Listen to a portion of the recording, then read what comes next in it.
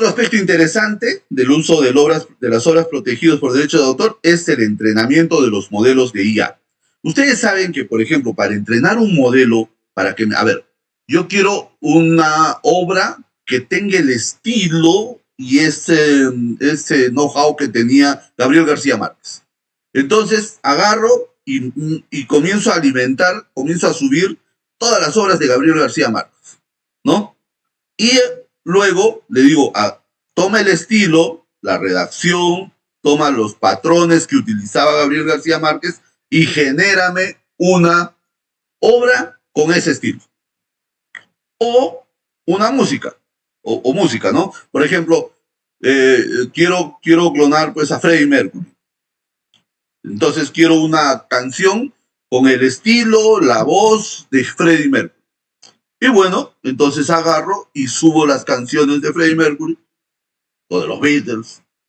Y le digo después, ya entreno, voy entrenando a mi inteligencia artificial y luego le pido que me haga una canción con el estilo, la voz, ¿no? De Freddie Mercury.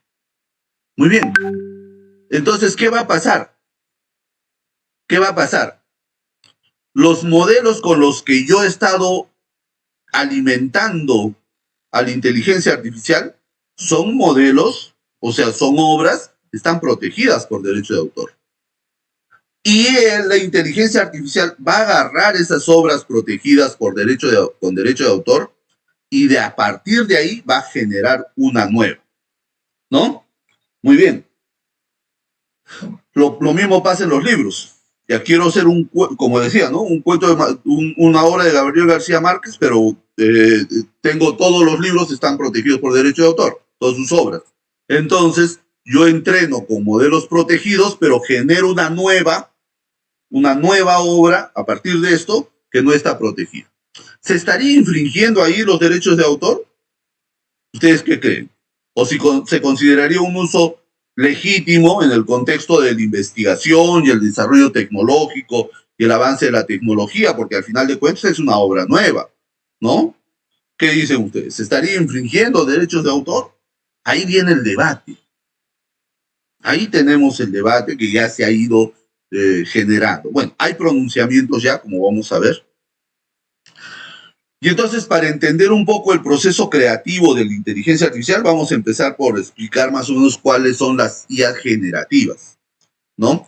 Hay inteligencias artificiales que cumplen una función específica. Por ejemplo, los carros autónomos o los robots que barren, ¿no? Bueno, son tipos de inteligencia artificial que son específicas para un trabajo. O sea, van a hacer un trabajo específico. Por ejemplo, conducir un auto. Es una inteligencia artificial. Muy bien. Pero hay otras que generan. Las IA generativas, ¿no? Tienen la capacidad de producir, de hacer nuevas creaciones. ¿Y cómo lo hacen? A partir de patrones, ¿no? Aprendidos, a partir de un entrenamiento de la inteligencia artificial mediante redes neuronales. O sea, de esos datos que yo he subido, como el ejemplo las canciones de Freddie Mercury o las obras de Gabriel García Márquez, y a partir de ahí pueden generar nuevas creaciones. Nuevas. Entonces, no copias, no modificaciones, nuevas creaciones, a partir de esos patrones. Entonces, este tipo de inteligencia artificial generativa es la que nos trae a estos problemas de derechos de autor, ¿no? Muy bien, entonces ya saben, hay inteligencias que solo hacen un determinado trabajo, una determinada tarea, muy especializada, pero una determinada tarea, o varias. Pero hay otras que generan, que pueden crear. Esas son las que colisionan un poco con el tema de derechos de autor, no un poco, en gran cantidad. Entonces, estas IA generativas también se utilizan en la elaboración, como hemos dicho, de música. Porque la IA puede componer melodías originales, ¿no? Puede generar texto, puede escribir artículos, historias, diálogos, conversaciones. En Café Jurídico pasado hemos visto cómo la IA se convierte en tres personas con enfoques diferentes, plantea tres hipótesis y resuelve. Es más, discute entre ellas, entre las tres propuestas, presupuestos, hipótesis, y luego escoge una de ellas, ¿no? Entonces, ¿puede hacer diálogos? Puede hacer diálogos, puede generar diálogos, ¿no? Qué interesante. Muy bien.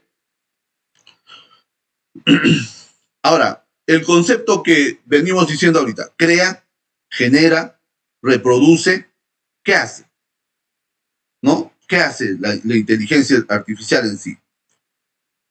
Y hemos dicho en los primeros cafés jurídicos, cuando empezamos a hablar del aprendizaje automático, el aprendizaje profundo, que este aprendizaje se basa en datos previos. Eso es una proyección de los patrones aprendidos, una proyección.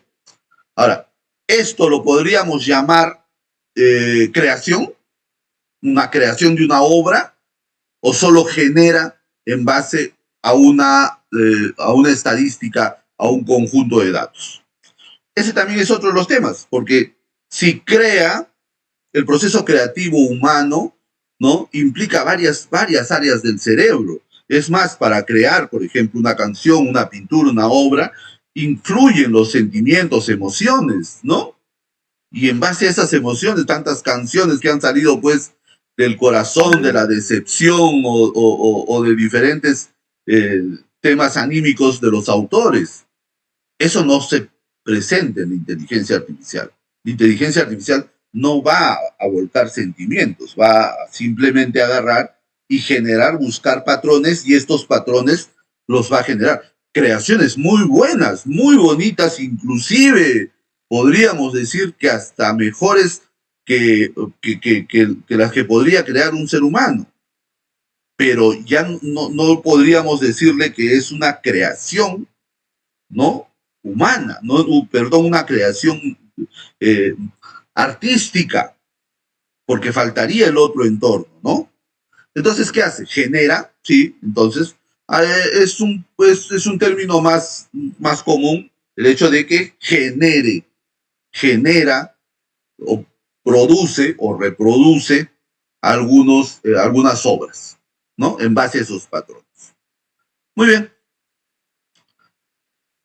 Bueno, acá nos dice la diapositiva que en el campo de la generación, por ejemplo, de música, se pueden entrenar modelos con una amplia variedad de canciones. Bueno, lo que estábamos diciendo, ¿no? Estilos musicales, y una vez entrenados va a generar. Luego ya vamos a ver más de un rato un video de canciones de Amy Winehouse que han generado con inteligencia artificial, y es más, con su propia imagen, ¿no?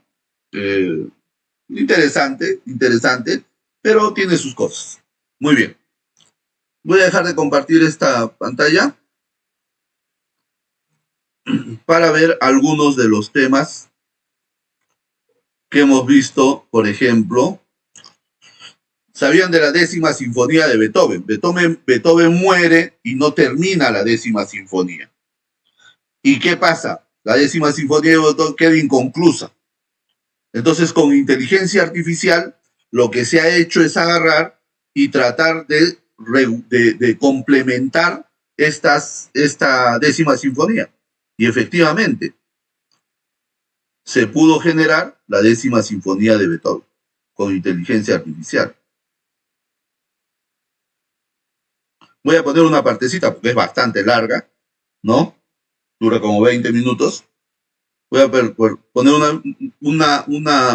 Mire, este no es totalmente una creación de la inteligencia artificial, ¿no?, sino que es una obra de Beethoven que quedó inconclusa y que la inteligencia artificial, en base a los patrones aprendidos de sus otras obras, ha completado, junto con otros músicos. O sea, es un híbrido entre los músicos y la propia creación de Beethoven, más la inteligencia artificial, ¿no? A ver, me avisan si se escucha, ¿ya? Porque voy a poner el video, pero no sé si se va a escuchar. Por favor, me avisan si no se escucha más bien.